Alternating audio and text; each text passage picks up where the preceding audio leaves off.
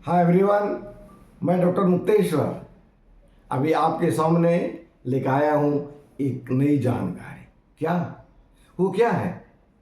सही समझे आप लोग, वही जो अब कुछ ही दिनों में, कल परसों, एक दो दिन में आने वाला है। कौन सा पर्व?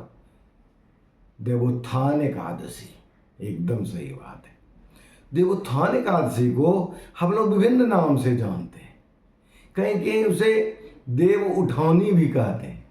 देव उठानी, क्योंकि इस दिन भगवान शयन करके जगते हैं।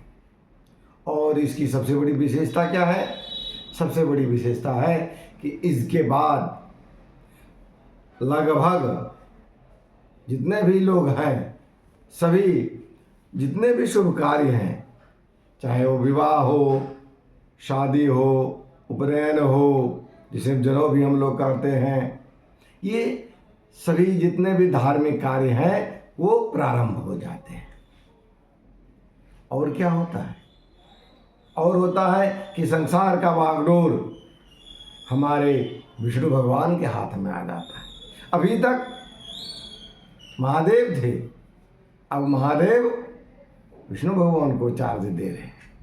तो होता कब है? मनाते हम लोग कब हैं? प्रत्येक वर्ष के कार्तिक मास की एकादशी तिथि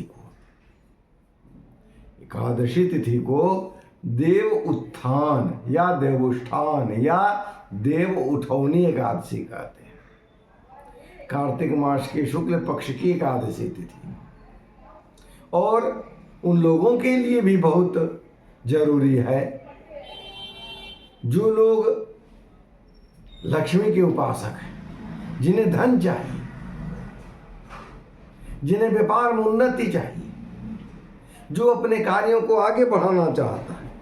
उससे भी ज़्यादा वो बच्चे, छोटे छोटे बच्चे जो पढ़ने वाले, उन सब के लिए भी है कि आप उस दिन प्रभु का नाम जरूर लें। व्रत क्या है? उपवास क्या है? त्योहार क्या है? व्रत मीन्स नियम।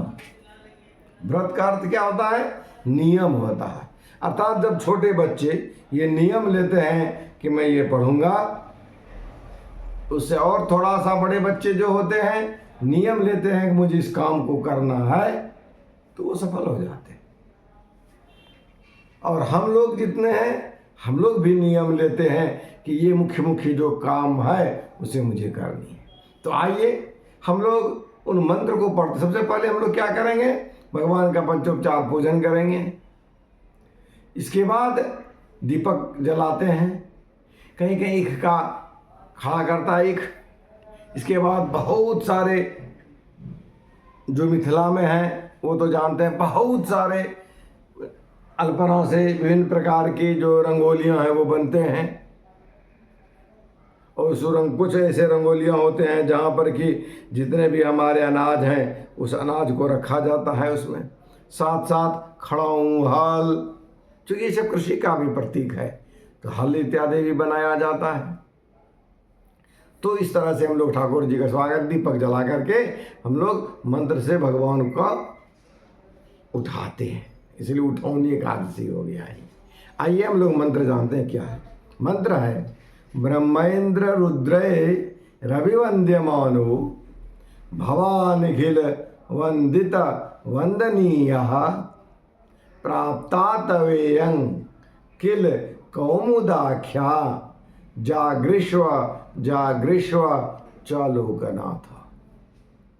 मेघागता निर्मल पूर्णचंद्र शारद्य पुष्पानि मनोहरानि अहम ददानीति च पुण्य हेतु जागृष्व जागृष्व च लोकनाथ।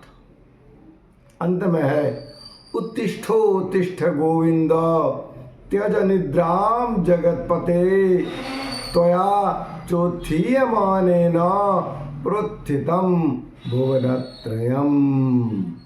गाँव में कहते हैं हम लोग, जगिए भगवान जगो जगो, जागृष्व जागृष्व च लोकनाथों को घर में कहा जाता है कि जगिए जगिए जगिए।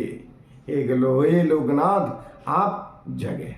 इस तरह से मंत्र, इसके बाद आरती होती है। इसके बाद लोग विष्णु 4 परिक्रमा मारते हैं, प्रसाद लेकर के सब अपने अपने घर जाते हैं, आनंद मनाते हैं। तो हम लोग जानते हैं कि 2024 में कब मनाया जाएगा।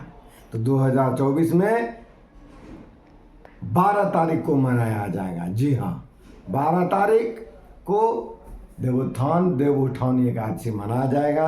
प्रेम से मनाइए, आनंद से रहिए, प्रेम से बोलिए राधे राधे।